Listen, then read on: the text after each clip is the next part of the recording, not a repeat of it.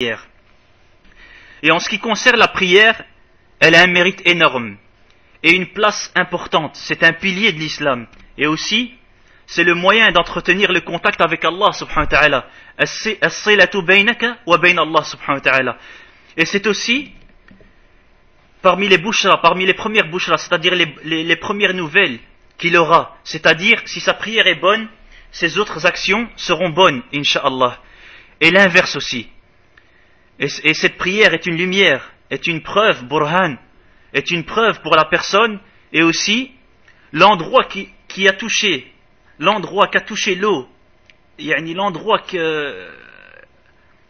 et aussi l'endroit qu'a touché l'eau des ablutions et de prière, le feu n'atteindra pas ces endroits.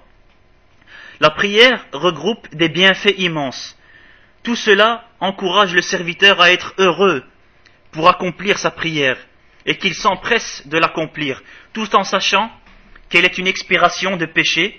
Le prophète alayhi salatu wassalam a dit: est-ce que vous voyez si une rivière coule près de vos maisons et que vous vous en lavez 5 fois par jour, est-ce qu'il resterait de la saleté? Ils dirent radiyallahu anhum, non.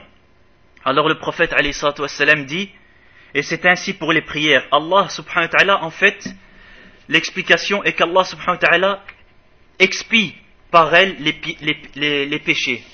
Et les degrés de la personne s'élèvent.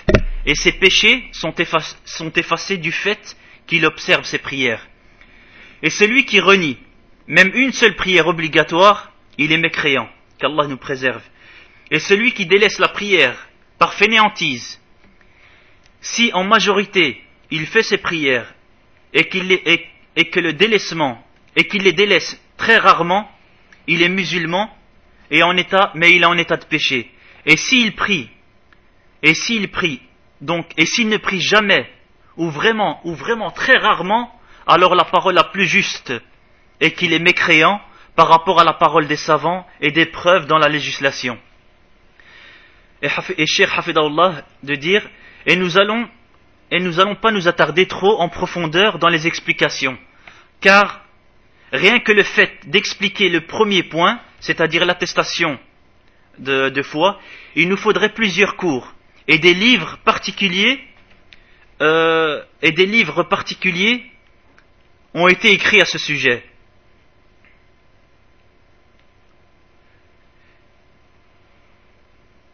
Et c'est ainsi pour la prière aussi.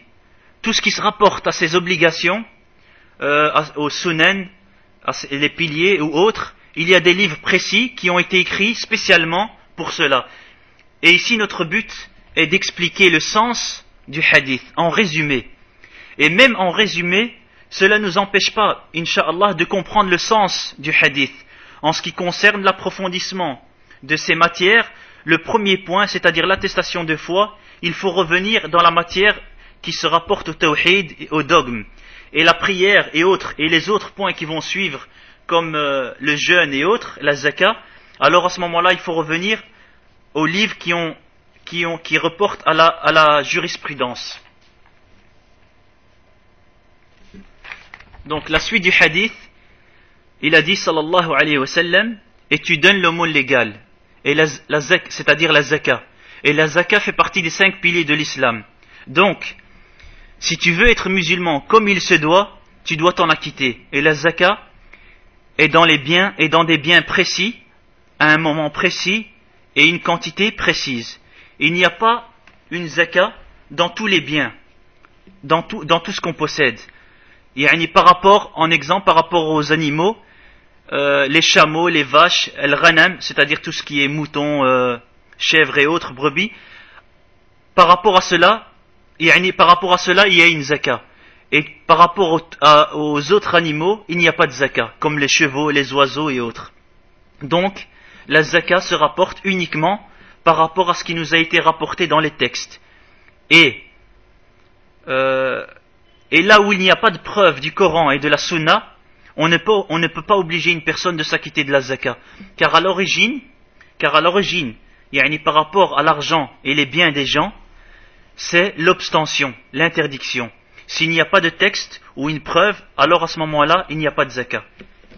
Et les preuves venant des textes sont matalan, les bestiaux, l'or, l'argent et autres par rapport à les transactions commerciales, l'argent qui rentre et aussi les denrées alimentaires comme le blé ou autres. Il y a des textes par rapport à tout ceci. Et tandis que les légumes comme les patates, les tomates ou autres, il n'y a pas de zakat. Et la zakat a un taux bien précis par rapport aux bestiaux ou par rapport à l'or ou par rapport à l'argent ou autre. Et aussi, elle est calculée et elle est sortie une fois que l'année s'écoule après l'obtention du bien en question. Sauf pour certaines denrées comme le blé ou autre, la zakat alors à ce moment-là doit sortir à chaque récolte. En ce qui concerne les appartements habitables, les voitures, tout cela il n'y a pas de zakat. Et Cheikh Hafidallah dit, nous suivons le hadith, et le prophète alayhi salatu wassalam dit, et tu jeûnes le ramadan. Tu jeûnes le ramadan et ceci constitue le 4e pilier de l'islam. Et c'est le mois qui est connu par tous, le mois de Ramadan. Il est obligatoire pour la personne puberte et censée. Il est obligatoire pour lui de le jeûner. Et ici, il ne fait pas... Et s'il ne fait pas, c'est-à-dire s'il ne jeûne pas ce mois, alors il a commis un péché énorme et la porte, bien sûr, la porte du paradis lui est ouverte, qu'il s'empresse de revenir vers Allah et qu'il demande son pardon. Et le jeûne du Ramadan, c'est-à-dire le fait de jeûner, c'est uniquement la journée et pas la nuit. Le jeûne veut dire le fait de délaisser la nourriture, la boisson et les rapports conjugaux pour Allah subhanahu wa ta'ala. Et Allah récompense les jeûneurs. Une porte spécialement au paradis, il y aura une porte spéciale au paradis pour les jeûneurs. Et aussi, le jeûne, c'est aussi une expiation des péchés et une élévation en degrés. Cela permet aussi la purification du cœur et c'est aussi une protection contre Shaitan et les péchés. Et il résulte du jeûne beaucoup de règles qu'on retrouve dans les livres de la jurisprudence, comme on a dit auparavant. Le prophète alayhi salatu wassalam dit, et tu accomplis le pèlerinage, si tu as les moyens de l'accomplir. Et c'est une obligation, au moins une fois dans la vie. Celui qui est capable, c'est-à-dire qui a les moyens financiers, qui a les moyens financiers, le transport et la santé, qui lui permettra d'accomplir le hajj.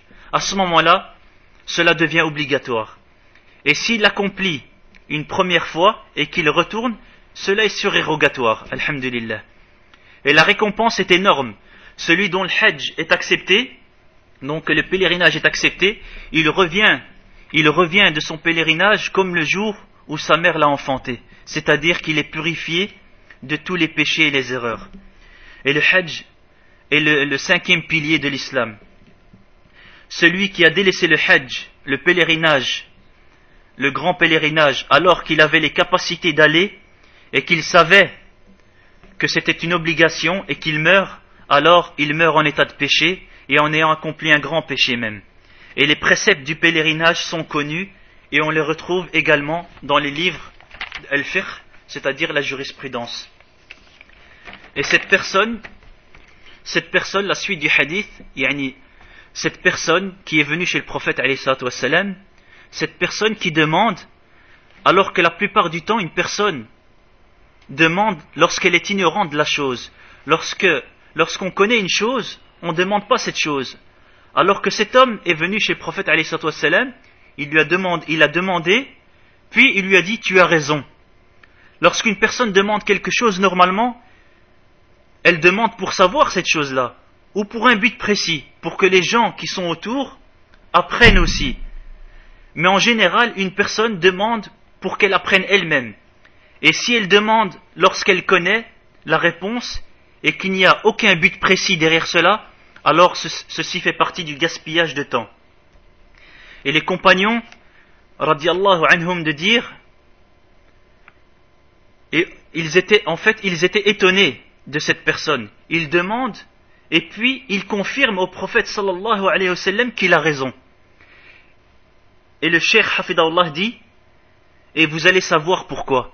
Il a posé ces questions au prophète sallallahu alayhi wa sallam, et dans la suite du hadith, nous allons savoir, incha'Allah, pourquoi pourquoi il a agi de cette façon-là. Voilà en ce qui concerne l'islam, ce qui se rapporte par rapport à l'islam dans ce hadith. Et le prochain cours, bi'idhnillah, nous allons aborder les autres points. Mais jusqu'ici, le Cheikh Hafidahullah nous rappelle et nous donne le conseil d'étudier déjà donc ce qu'on a vu jusqu'à cette partie-ci. Et ensuite, bi'idhnillah, à nous d'étudier le reste. Wallahu a'lam, wa sallallahu ala nabiyyina Muhammad wa ala alihi wa sahbihi ajma'in. Wassalamu alaikum wa rahmatullahi wa barakatuh.